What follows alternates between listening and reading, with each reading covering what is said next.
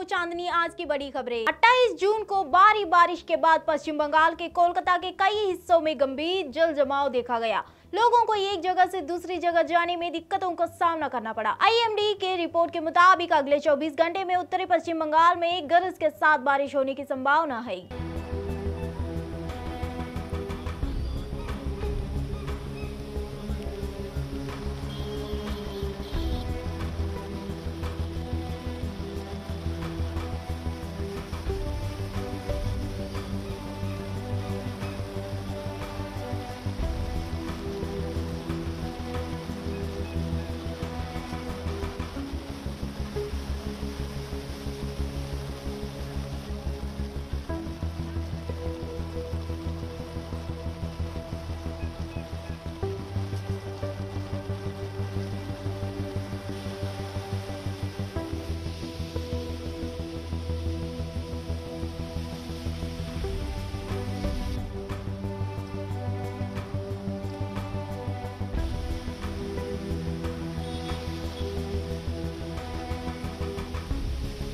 क्वाकरेली Symonds विश्वविद्यालय के ranking सूची में आईआईटी बॉम्बे शीर्ष 150 में स्थान पर है।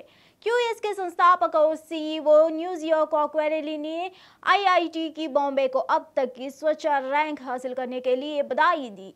न्यूजिया ने क्वाकरेली ने कहा कि उन्होंने इस साल की रैंकिंग प्रणाली के लिए 2900 संस्थानों को रैंक किया है और इसमें 45 भारतीय विश्वविद्यालय है। मैं भारतीय विश्वविद्यालयों को उनके लगातार बेहतर प्रदर्शन के लिए बधाई देना चाहता हूं। हमने इस वर्ष की रैंकिंग प्रणाली के लिए 2900 संस्थानों की रेटिंग दी है और 45 भारतीय विश्वविद्यालय है जो रैंकिंग में शामिल हो रहे हैं। यह पिछले 9 वर्ष में 2097% की वृद्धि है। भारतीय विश्वविद्यालयों द्वारा वास्तव में निरंतर स्थिति सुधार। उन्होंने कहा, मुझे खुशी है कि इस साल की क्यूएस वर्ल्ड यूनिवर्सिटी रैंकिंग में 45 भारतीय विश्वविद्यालयों ने जगह ही बनाई है। पिछले 9 वर्ष में पीएम मोदी ने भारत में शिक्षा को बदल दिया है। भारतीय विश्वविद्यालय आज विश्व स्तरीय है। I'd like to congratulate Indian universities in their ever-improving performance. We're seeing that the IITs and IIS are the top-performing Indian universities. I'd particularly like to congratulate IIT Bombay. IITs, IISCs, IIITs, many private universities, and I'm glad that Chandigarh University, for example, is the #1 private university. In Asia, Indian universities are seen from an employer reputation point of view as the best. This is a tangible, visible sign that Prime Minister Narendra Modi ji believes that the future of India will be scripted by, built by the energies, determination, the vision and the innovation of our young Indians.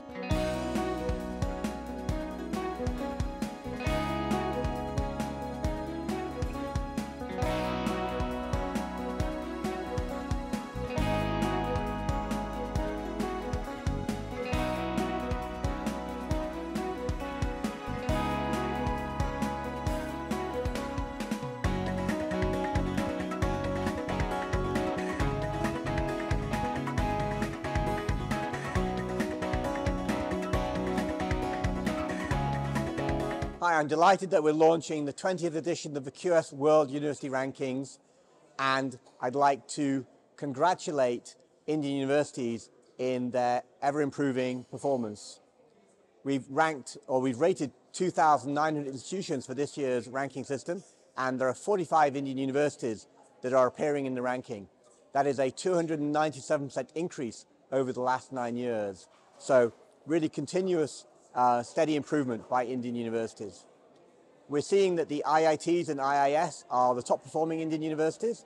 I'd particularly like to congratulate IIT Bombay for coming 148th in the world as the top performing Indian university ever and the top performing public university. I'd also like to congratulate Chandigarh University as the top performing Indian private university that came in the rank 771 to 780.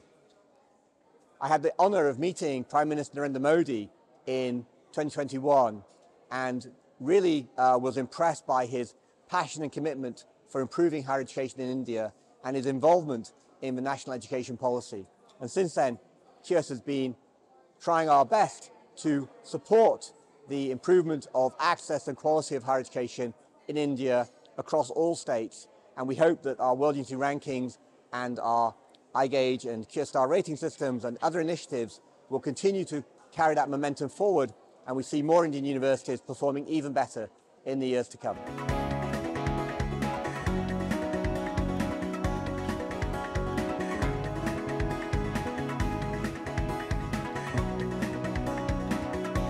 I'm very pleased that in the QS World Universities ranking this year in 2024, 45 universities, Indian universities, have made it to the ranking. Last year it was 41. And it's very important to understand that in the last 9 years, Prime Minister Narendra Modi has really transformed education in India, and 275% growth has happened in the last 9 years in terms of the number of Indian universities that are now in the World University rankings, the QS World University rankings. IITs, IISCs, IIITs, many private universities, and I'm glad that Chandigarh University, for example, is the #1 private university. It is clear that the Prime Minister's vision of empowering our youth starts with education and universities being reformed and improved. The national education policy that is now creating more and more opportunities for our youth. And the important part of these rankings are that in Asia, Indian universities are seen from an employer reputation point of view as the best. That means employers find Indian universities amongst the universities in Asia the best as far as students are concerned. So I think this is a tangible, visible sign that Prime Minister Narendra Modi ji believes that the future of India will be scripted by, built by the energies, determination, the vision and the innovation of our young Indians. And that he has created an education environment and an education system and education policies that is currently making Indian students more and more globally competitive, more and more capable to take and pursue the opportunities that are emerging in the coming years. भारतीय वायुसेना के प्रमुख air chief marshal V R. Chaudhari ने कहा कि भारत को त्वरित प्रौद्योगिकी की प्रसार के मद्देनजर हर किसी को गति प्रदान करने के लिए अगले कुछ वर्ष में अधिकारियों की पूरी पीढ़ी को फिर से शिक्षित करने की आवश्यकता हो सकती है। इस तथ्य के बावजूद कि यदि के चरित्र बदल रहा है, मनुष्य द्वारा किए गए कार्य की प्रकृति विकसित होती रहेगी। हमें औपचारिक शिक्षा को स्व शिक्षा के लिए क्यूरेटेड कार्यक्रमों के साथ मिश्रित करने की आवश्यकता है। उभरते प्रौद्योगिकी के लिए प्रभाव और मशीनों और मनुष्य की सहजीवी तारीख से काम करने की सराहना को एक आवश्यकता के रूप में देखा जाना चाहिए। 28 जून को IAEF के प्रमुख ने कहा, हमें अगले कुछ वर्ष में अधिकारियों की पूरी पीढ़ी को फिर से शिक्षित करने की आवश्यकता हो सकती है, ताकि त्वरित प्रौद्योगिकी के समावेशन के मद्देनजर सभी को गति प्रदान की जा सके। Irrespective of the fact that the character of warfare is changing, nature of work done by humans will continue to evolve. The elite military thinkers amongst us have to be nurtured and valued. It has been seen that military leaders who have invested in continuous learning were more capable of assimilating technology into their strategic plans. Our current professional military education relies on learning interventions many years apart. For example, the Staff College, the Higher Command and the NDC are usually separated by 10 years. What we need is blending this formal learning with curated programs for self-learning. Secondly, the impact of emerging technologies and appreciation that humans and machines will have to work in a symbiotic way has to be seen as a requirement to continuously keep reviewing our PME and not let it stagnate. We may need to re-educate entire generations of officers in the next few years to bring everyone up to speed with the unprecedented acceleration in technology infusion. 28 जून को मध्य प्रदेश के गृह मंत्री नरोत्तम मिश्रा ने दतिया सड़क हादसे से दुख जताते हुए कहा कि यह दुखद घटना है। 28 जून को एमपी के दतिया में एक बेकाबू ट्रक के पलट कर नदी में गिर जाने का हादसा हुआ। यह दुखद घटना घटी है। इस घटना में 5 लोगों की मौत हो गई है और लगभग सभी को बचा लिया गया है। नरोत्तम मिश्रा ने कहा, घायल लोगों को इलाज के लिए अस्पताल भेजा गया है। अभी हमारी प्राथमिकता के घायलों का इलाज मुहैया कराना है। खटीक समाज के लोग थे, बलहरी ग्वालियर जिले के रहने वाले थे। एक आइसर ट्रक के अंदर ये सारे लोग लड़की वाले थे, जतारा टीकमगढ़ जा रहे थे।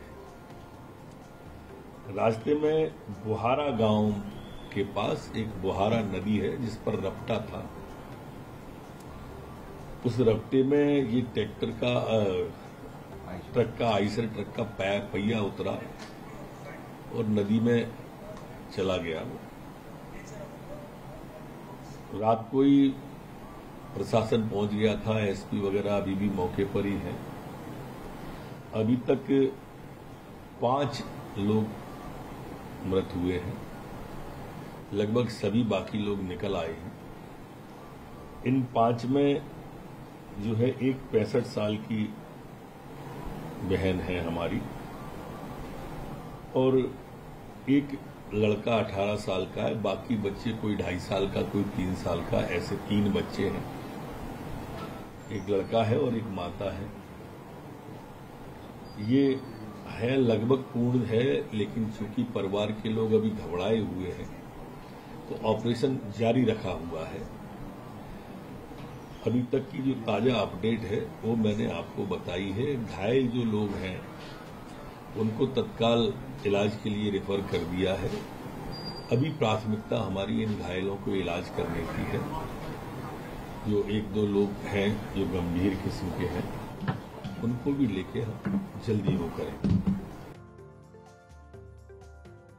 कांग्रेस प्रवक्ता पवन खेड़ा ने 28 जून को आरोप लगाया है कि भारत अन्य देशों की तुलना में 4 गुना अधिक कीमत पर प्रेडेटर ड्रोन खरीदा रहा है। एक प्रेस कॉन्फ्रेंस को संबोधित करते हुए खेड़ा ने कहा, सफेद सौदे में जो हुआ उसे अमेरिका के साथ प्रेडेटर ड्रोन सौदे में दोहराया है जा रहे हैं। दूसरे देश उन्हीं ड्रोनों को 4 गुना से भी कम कीमत पर खरीद रहे हैं। Bharat 31 predictor drone 3 billion America dollar यानी 25,000 करोड़ रुपए में खरीद रहा है। हम 880 करोड़ रुपए में ये ड्रोन खरीद रहे हैं।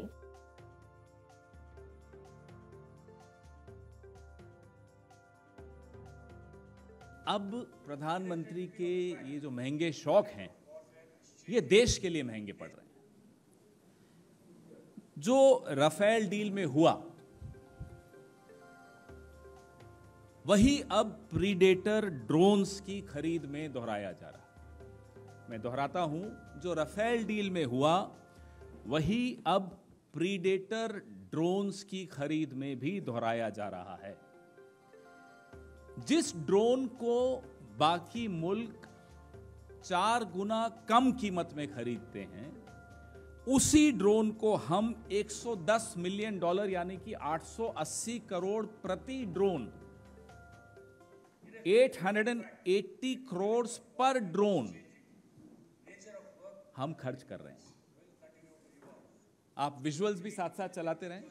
आपको ये प्रेस रिपोर्ट्स दिख रही हैं जिसमें कीमत भी दिख रही है। 3 बिलियन डॉलर्स, 25,000 करोड़ रुपए के हम 31 ड्रोन खरीद रहे हैं।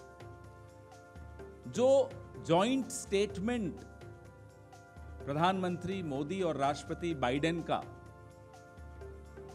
आया था उसमें पॉइंट नंबर 16 आप अगर देखेंगे तो उसमें आपको इन ड्रोन्स के बारे में जिक्र मिलेगा। तो जब जॉइंट स्टेटमेंट में कोई बिंदु आ जाता है तो आप समझ सकते हैं कि वो किस स्तर पर वो बात पहुंच चुकी होगी। आप वापस से कीमत जानना चाहते हैं। 4 गुनी कीमत पे हम खरीद रहे हैं, इससे 4 गुनी कम पे बाकी देशों ने यही ड्रोन इसी कंपनी से खरीदा।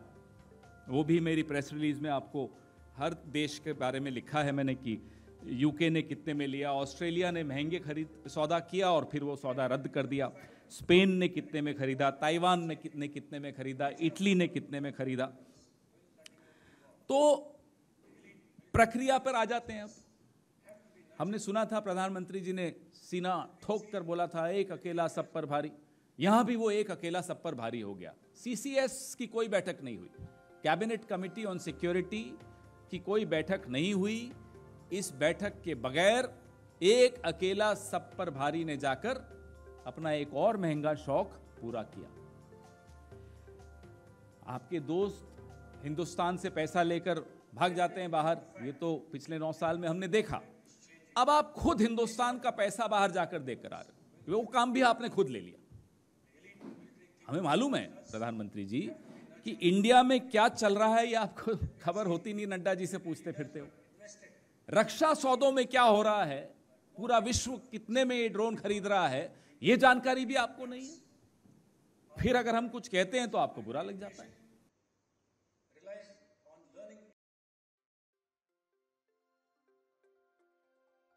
सोशल मीडिया पर राहुल गांधी की एक एनिमेटेड वीडियो को लेकर बीजेपी आईटी सेल के प्रमुख अमित मालवीय के खिलाफ एफआईआर दर्ज करने के बाद कर्नाटक के मंत्री सतीश जक्किहोली ने कहा कि जांच करना पुलिस का कर्तव्य है।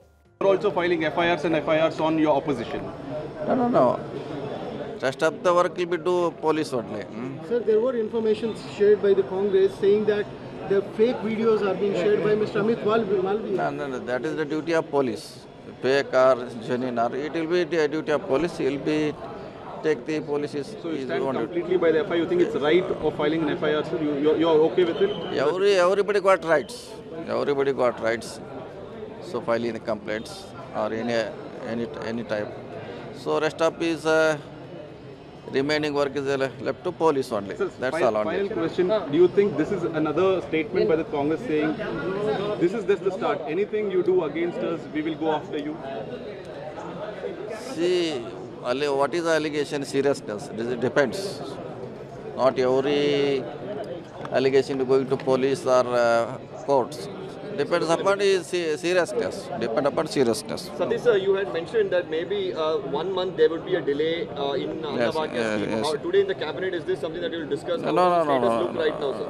No subject today about rice or anything.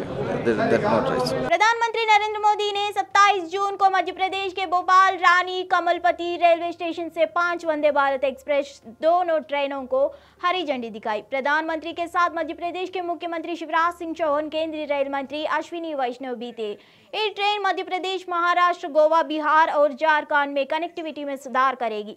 इसके बाद भारत में वंदे भारत ट्रेनों की कुल संख्या 23 तक पहुंच गई। प्रधानमंत्री नरेंद्र मोदी ने भी वंदे भारत एक्सप्रेस ट्रेन में बच्चों के साथ एक विशेष क्षण साझा किया।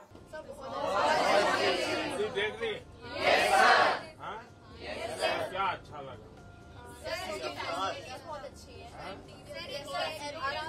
फील होता है, बिल्कुल वैसा फील होता है यहाँ पे। आपको क्या लगा? मुझे इसके इंटीरियर जो डिजाइन है और जिसकी चीज है और जो इसकी फैसिलिटीज है वो अच्छी लगी। सबसे बड़ी चीज कौन सी?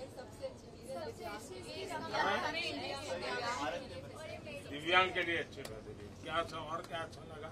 सर मुझे इसके जो ऑटोमेटिक डोर्स है वो सबसे अच्छा। डोर अच्छा लगे। अच्छा, आपका इस बात पे ध्यान गया कि मेड इन इंडिया है?